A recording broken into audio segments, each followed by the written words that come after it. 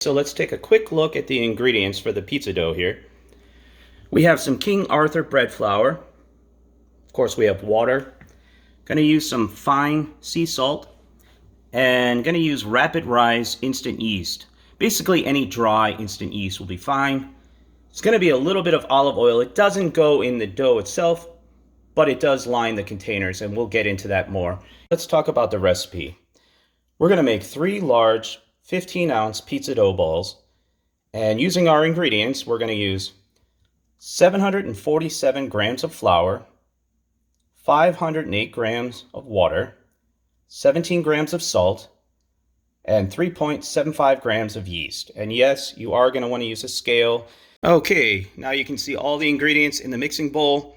Bowl's in the mixer. I put the bread hook in, plugged it in, going to go ahead and lift it up, and we're going to mix this at the lowest setting for about 1.5 minutes. So here we go.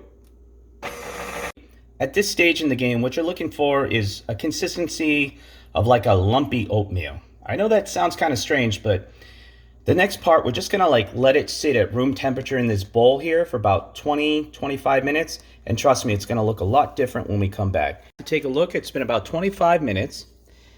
And let's take a look. See, okay, it's smoothed out a little bit. It's not as lumpy. This is kind of sticky because this is what's called a higher hydration pizza dough. So, again, one hand here. But let me take a spatula and kind of show you. You know, it's sticky. So, definitely want to carefully remove all of the contents from the bowl onto a flat surface. You want to make sure you have some flour on there so it doesn't stick. Put a little flour on your scale. We're going to cut this into 3 equally sized 15-ounce pizza dough balls. And I already have 3 Tupperware containers pre-coated with olive oil. And these are going to be the proofing containers. We'll get to that in a second. Here you can see the dough is out of the bowl and onto the counter. Again, definitely want to put some flour on your hands. Make sure nothing sticks. And we're going to cut this into 3 equally sized 15-ounce or 425 gram pizza dough balls. Here's one of the completed dough balls. It's hard to do with one hand, so I can't really show you, but I did kind of pinch around the edges with both hands and kind of curl it up around the back to get it nice and smooth. Okay, each one of those is going to go right in the center of your Tupperware container. Again, you want to line the inside with olive oil. Okay, extra virgin olive oil, any olive oil is fine.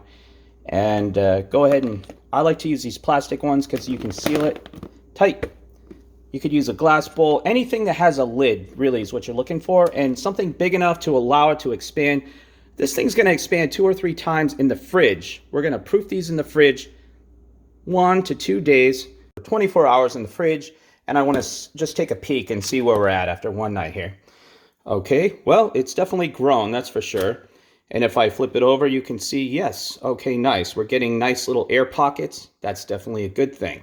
So that's just one day, okay?